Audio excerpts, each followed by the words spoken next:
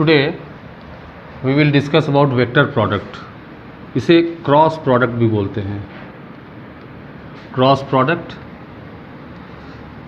या फिर सदिश गुणनफल हिंदी में। ये हम देखते हैं कि इसमें जो क्रॉस प्रोडक्ट है ए क्रॉस बी, जैसे फिजिक्स का नेचर है, हम बहुत सी राशियों को, जो भी हमारी राशियां हैं, चाहे फोर्स है चाहे मास है, सबको हम डिफाइन करते हैं।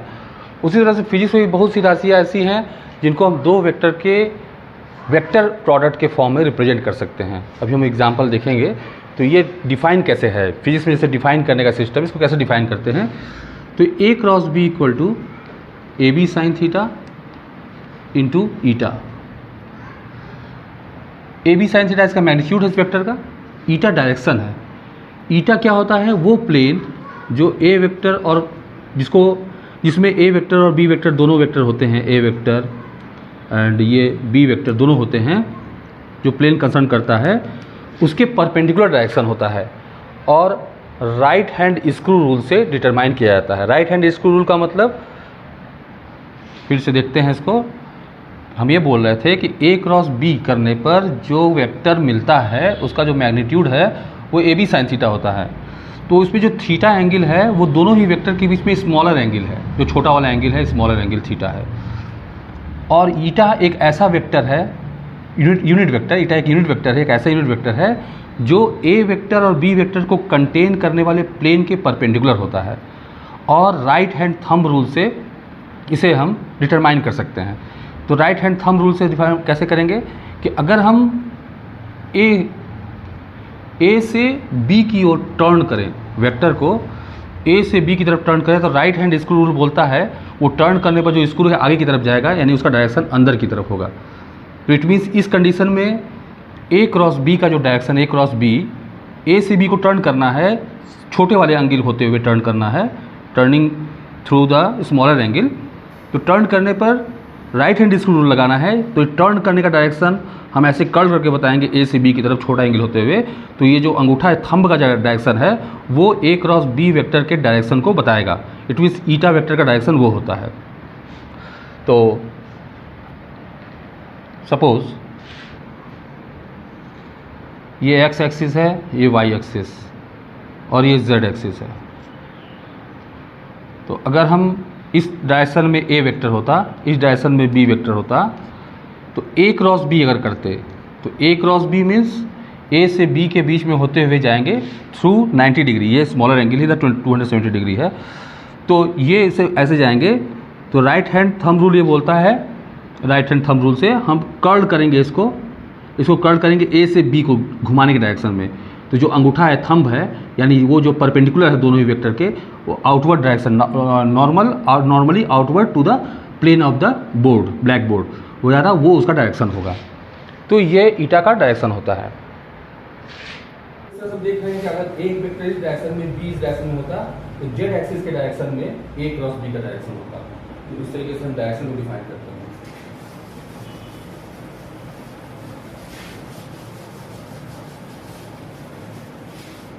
Geometric meaning,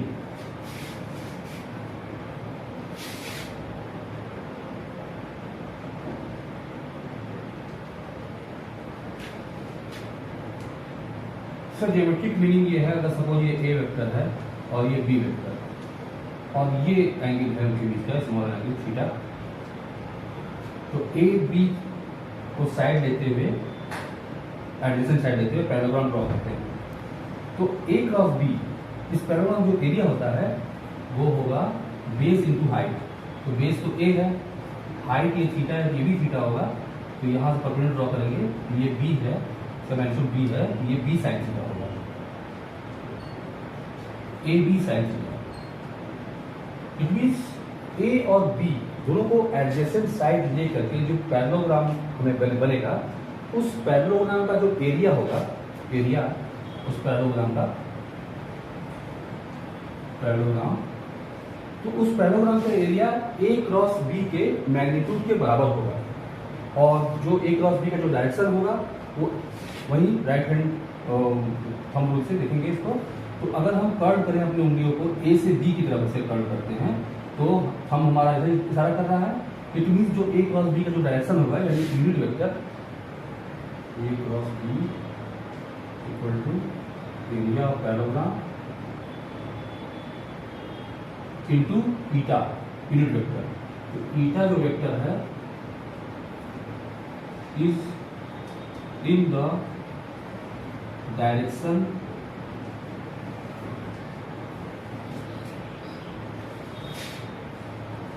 outward to the plane of the blackboard, plane of the blackboard। ये इसका डायरेक्शन है। इट मीन्स यहाँ से हम दो चीजें देखते हैं कि A vector cross B vector equal to minus B cross A vector. Means commutative law of product के लिए जो कम्यूटेटिव लॉ को फॉलो नहीं करता है।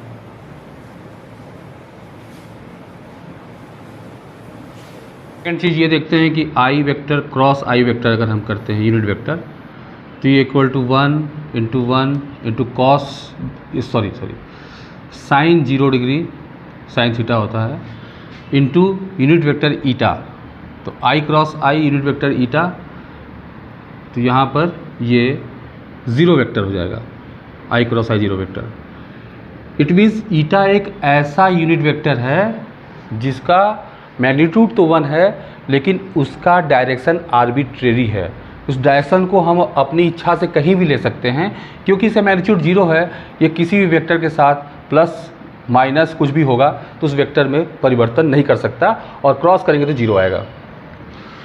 तो अब हम देखें I cross I equal to J cross J equal to K cross के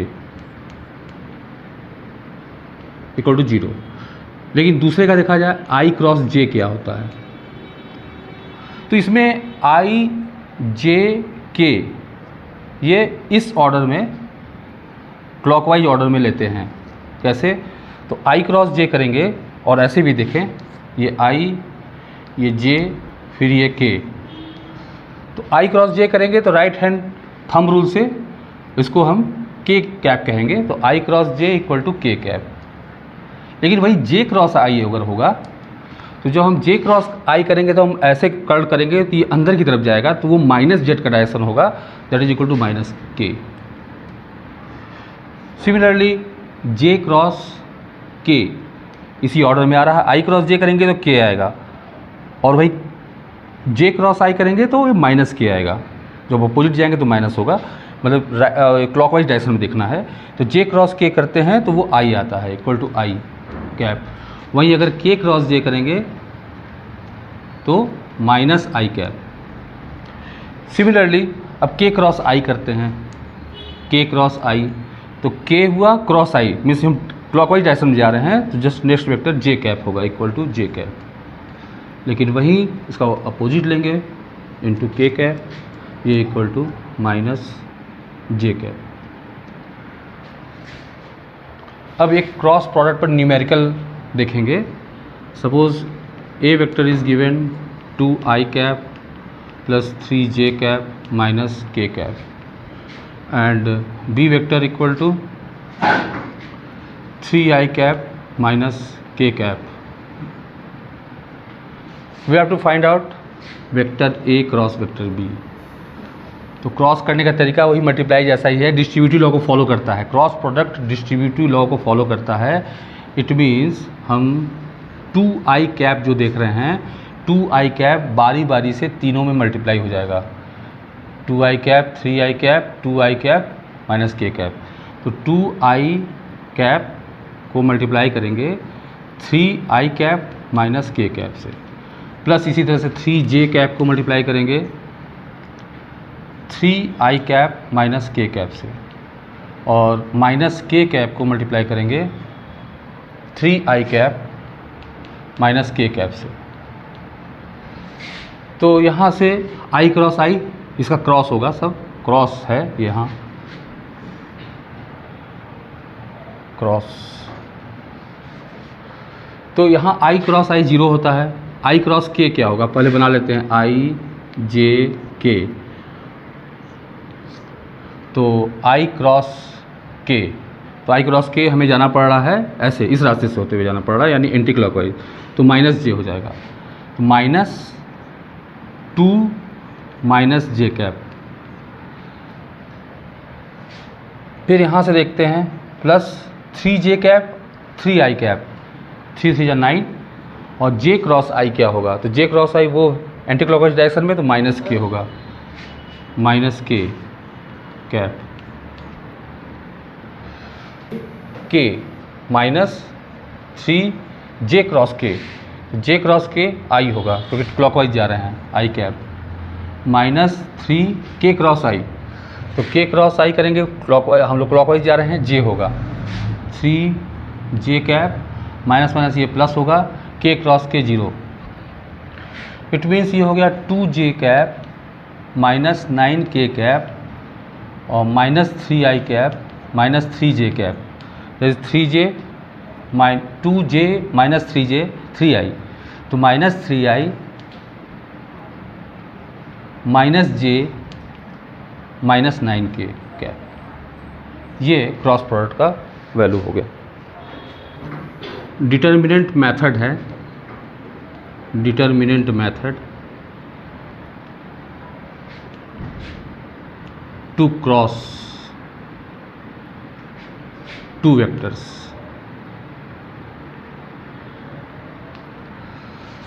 तो डिटर्मिनेंट मेथड में हम क्या करते हैं, डिटर्मिनेंट में क्या होता है, जैसे कि सपोज अगर ABCDEF GIK कुछ भी होता, तो यहाँ से हम देखेंगे अगर डिटर्मिनेंट कोई भी डिटर्मिनेंट एक रियल नंबर को बताता है, वो रियल नंबर उसको सॉल्व करेंगे और मतलब उसको वो करके मतलब ब्रेक करके एक रियल नंबर हमें फाइंड आउट होगा, ये डिटर्मिनेंट उसी रियल नंबर को इस तरीके से बताता है। तो इसका जो कैलकुलेशन होता है वो इस तरह से, इसको जैसे फर्स्ट, इसको row, second row, third row, first column, second column, third column, तो कहीं से भी जैसे हम यहाँ से ले लेते हैं ए, तो ए लिखेंगे, पहले का जो साइन होता है प्लस होता है, फिर माइनस होता है, प्लस होता है, ऐसा कहीं भी, यहाँ प्लस माइनस प्लस, इसको हम इसको फर्स्ट रो के रिस्पेक्ट में एक्सपेंड कर रहे हैं, हम इसको second row, third row, first column, second column, third column, किसी के रिस्पेक्ट में अगर एक्सपेंड करेंगे तो वैल्यू एक ही आएगा, वो जो डिटर्मिनेंट का वैल्यू होगा। तो पहले हम ए लिखते हैं, तो ए के साथ साथ ये जो उसके साथ साथ जो कॉलम है और रो है इसको हम ओमिट कर देते हैं, हटा देते हैं। आता है ये EFIK, जिसे क्रॉस करेंगे, ई से के को क्रॉस करेंगे, इंटू करेंगे, सो क्रॉस मीन्स इंटू करेंगे, तो EK -IF। फिर उसके बाद हम फर्स्ट रो के रिस्पेक्ट में कर रहे हैं, तो ये आया B, तो B के रिस्पेक्ट में करेंगे, तो B का साइन क्या है, माइनस है, तो माइनस, फिर B लिखेंगे और B के साथ इसको और इसको मीन्स उसके साथ कॉलम और रो को गायब करेंगे, तो आएगा DFGK। तो पहले हम ऐसे मल्टीप्लाई करते हैं हमेशा अपने राइट हैंड साइड की तरफ, ऐसे मतलब ऑब्लिकली, तो DK -FG, DK -FG। फिर आते हैं C के रिस्पेक्ट में देखेंगे इसका वैल्यू, C प्लस है तो प्लस साइन होगा यहाँ पर, तो C के रिस्पेक्ट में C का करस्पॉन्डिंग रो और कॉलम हटा देते हैं, तो ये आता है, तो DI -EG, ये इस डिटर्मिनेंट का वैल्यू है। किसी भी रो और किसी भी कॉलम के रिस्पेक्ट में इसको एक्सपेंड करेंगे तो इसका वैल्यू यही आएगा। सपोज डिटर्मिनेंट मेथड से क्रॉस करेंगे, 2 वेक्टर दिए हैं I -J + K और B vector equal to 3I -3K cap. तो डिटर्मिनेंट मेथड के लिए सबसे पहले एट फर्स्ट ऊपर I J K ऑर्डर में लिख देंगे। अब I के नीचे जो I का कॉफिशिएंट है 1 है यहाँ पर, और यहाँ I का कॉफिशिएंट 3 है। J के नीचे इसका कॉफिशिएंट -1 है, यहाँ पर J का कॉफिशिएंट नहीं मीन्स 0 है। K का कॉफिशिएंट 1 है और यहाँ K का -3 है। अब इसका वैल्यू होगा I लिख दिए, ये प्लस साइन है इसका I, ये रो और कॉलम हटा देंगे, कॉलम और रो हटा देंगे, तो -1 -3 3 मल्टीप्लाई करेंगे, ऐसे पहले मल्टीप्लाई करते हैं राइट साइड की तरफ, 1 × 0 0 -0। फिर J का साइन -J होगा क्योंकि ये माइनस साइन है, तो J के करस्पॉन्डिंग रो कॉलम हटाएंगे, तो 1 -3 मल्टीप्लाई करेंगे, तो -3 एक ब्रैकेट में, फिर 1 को 3 से मल्टीप्लाई करेंगे 3, फिर k प्लस k, क्योंकि अल्टरनेट होता है, प्लस माइनस प्लस से स्टार्ट होता है, plus minus plus plus minus plus minus, ऐसे कंटिन्यूस कभी भी जाएंगे तो वो प्लस माइनस के फॉर्म में सेट होता है। तो ये हो गया 3i कैप और plus 6j cap plus k cap, ये क्रॉस प्रोडक्ट का वैल्यू होगा a cross b। This is equal to a vector cross b vector. इस तरह से क्रॉस कर लेते हैं। क्रॉस प्रोडक्ट में आगे देखते हैं कि ये इसकी प्रॉपर्टीज़ क्या क्या होती हैं। अब कंबाइंड फॉर्म में प्रॉपर्टीज़ में a cross b equal to minus b cross a। Number 2, a cross b maximum means वो जो पैलोग्राम बन रहा है उसका मैक्सिमम एरिया क्या होगा, that is equal to ab होगा, magnitude of a into magnitude of b, जब थीटा इक्वल टू 90 डिग्री होगा, क्योंकि साइन 91 होता है। और magnitude third, a vector cross b vector minimum, ये मैक्सिमम वैल्यू है, ये मिनिमम वैल्यू इक्वल टू 0 जब theta equal to 0 degree. It means जब दो वेक्टर्स कोलिनियर होंगे, चाहे a हो b, दोनों कोलिनियर वेक्टर हैं या फिर एक ही लाइन के लॉन्ग है, उस कंडीशन में दोनों का क्रॉस करेंगे 0 आएगा। ये जस्ट a डॉट b का रिवर्स है, क्योंकि a डॉट b में जब परपेंडिकुलर होता था तो वो मैक्सिमम आता था, और a क्रॉस b में जब परपेंडिकुलर होता था उसका वैल्यू 0 आता था, और जब a क्रॉस b में परपेंडिकुलर होता था तो वैल्यू मैक्सिमम आ रहा है। इसका रीज़न बस यही है कि a डॉट b एक स्केलर क्वांटिटी है और a क्रॉस b एक वेक्टर क्वांटिटी है, और ये राइट हैंड इसको जैसे ये a है, ये b, तो जब हम scalar quantity a dot b की बात करते हैं, जब ये 90 डिग्री पर होता है तो 90 डिग्री पर होगा तो उस कंडीशन में इसका जो प्रोजेक्शन है इस पर 0 होगा। जैसे अगर एक फोर्स और डिस्प्लेसमेंट एक दूसरे के 90 डिग्री पर होते हैं, परपेंडिकुलर होते हैं, तो जो हम लिखते हैं W equal to F into D cos theta या फिर D into F cos theta, जो वर्क होता है, ये दोनों ही वर्क को रिप्रेजेंट करता है, तो उसमें प्रोजेक्शन की ज़रूरत होती है। तो 90 डिग्री प्रोजेक्शन नहीं होगा, it means a dot b का वैल्यू 0 हो जा रहा है। अब a क्रॉस b में है तो वो एरिया से रिप्रेजेंट होता है इसका मैग्नीट्यूड। तो हम जानते हैं किसी पैरेललोग्राम का एरिया मैक्सिमम होता है जब कि वो एक रेक्टेंगल या फिर रेक्टेंगल होता है तो उसका मैक्सिमम एरिया होता है, इसलिए यहाँ पर इसका वैल्यू मैक्सिमम आता है। इस क्वेश्चन में एक ट्रायंगल है, उसके दो साइड्स वेक्टर रिप्रेजेंट कर रहे हैं। सपोज एक ट्रायंगल है, इसके दो साइड्स हैं, एक साइड ए वेक्टर मान लेते हैं ये है,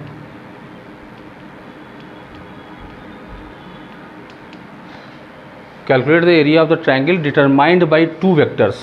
दो वेक्टर से ये ट्रायंगल डिटरमाइन हो रहा है, और बी वेक्टर इक्वल टू दिया है -3i cap plus 7j cap.